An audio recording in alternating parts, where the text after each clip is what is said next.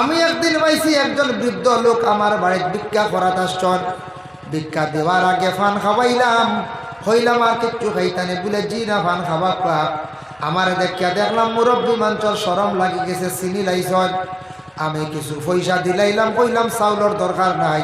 কইলাম রে বা আপনি ভিক্ষা করটা প্রায় 60-65 বছর বয়স হইব, আপনি এখানে ভিক্ষা করন খেও নাইনি বলে আসন। দয়মে বিবাহ দিলাইছি, বিবি আপনার ইন্তেকাল হয়ে গেছেন, স্ত্রী মারা গেছেন, আর 2জন ছেলে আসন। একটা ছেলে আমারে চাই না। নাউজুবিল্লাহ, ইয়া আল্লাহ, দুঃখ লাগছে। নিজের বুধ পাইছি বাবা, চোখ কুরবানি আই গেছে। 2টা ছেলে থাকা সত্ত্বেও এক ছেলে বিবি লইয়া বাইরা রাজ্যের মধ্যে থাকে।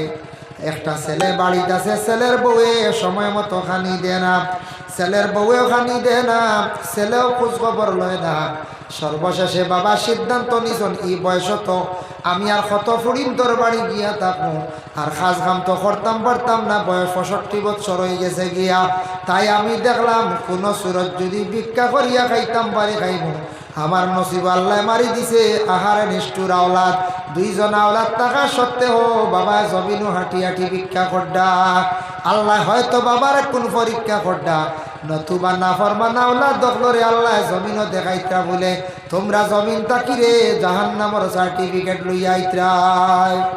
দেখোন, বিবি খাওয়াইতে পারে, বাচ্চা খাওয়াইতে পারে, বাপরে বাচ্চাটা খাওয়াইতে পারে না। ও যেই কাম করছে এগুলো সব থেকে বড় নাফরমান। যে মা বাপে না খাইয়া খাওয়াইলা, হাই রে বাপ, কত কষ্ট মাথার গামফার মধ্যে ফালাইয়া ফালিস না ওলাদ, খরচ নাই, ঋণ করিয়া আনিয়া খাওয়াইয়া ফালিস। আর যে মায় কত কষ্ট ওলাদ ফালিতে, আমরা তো দেখি বাচ্চান ফালিতে। আমি একদিন এক অটোত আসলাম, দেখি বাচ্চা বমি করছে, মায় আতো বমি লই দিছে।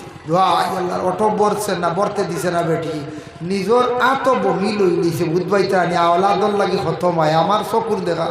গাড়িত কিছু মানুষে মাতিত রাখই দেখ রাইনি মা হারে হয়, হাতো বমি লই দিছে।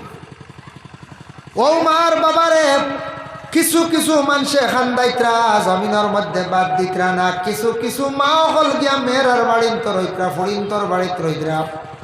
শোনা যায়, শুনিয়া দুঃখ লাগে রে, নিষ্ঠুর আওলাদ হল। জানিয়া রাখি আল্লাহ বদলাই জমিনের মধ্যে করবা, একদিন তোমার বদলাই হইব। যার কারণে আল্লাহর বন্দেগান দয়া করে কোন বাই আনতে এইভাবে আওলাদ দখলরে জমিনের মধ্যে খান্দাইত্রা, আল্লাহ জমিনও একদিন তোমার আওলাদ দিয়ে বদলাই লইবা। যার কারণে মাল মানে দৌলত দিয়ে আল্লাহ কি মানুষরে কি করনাজমাই, দৌলতে চাইও তুমি তান হালা কইবাই, এবং আওলাদর কারণে তুমি তাই নামার জিকির তাকি বঞ্চিত হয়ে যাবাই।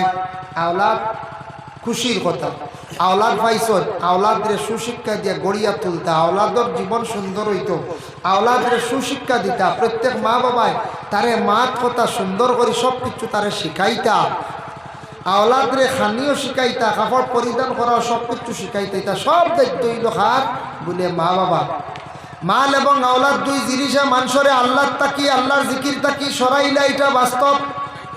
কিন্তু দেখো কই 2 জিনিসের লাগি বড় মায়া সাইয়া দেখুন জানিয়া নবীজি ফরমাইছেন, কোন সময় মায়ার রাস্তা, মায়ার জিনিস তুমি তান আল্লাহর রাস্তার মধ্যে খয়রাত করিও, তখন আল্লাহর যাতে তোমারে জলদি মায়া করবা।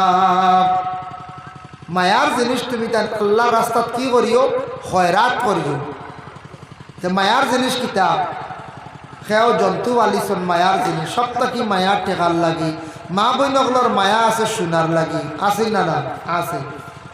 কিছু কিছু মা বোন যারা আছেন দেখুন জানি আল্লাহর বন্দেগান মা হলে স্বামী বেমার পড়ি গেলে স্বামীর লাগি নফল নমাজ মানন, নফল রোজা মানন। কিছু মহিলাগুলোর বাচ্চা বেমার পড়ি গেলে কত মায়া নাকর ফুল কুলিয়া খতম পড়াইত্রা। মিশকাত শরীফে জিলদে সানির মধ্যে আনছর আল্লাহর রাসূলে ফরমান, তুমি তান মায়ার জিনিস আল্লাহর রাস্তার মধ্যে খয়রাত করার পরে এই জিনিস আর গড় না আনার চেষ্টা করিও।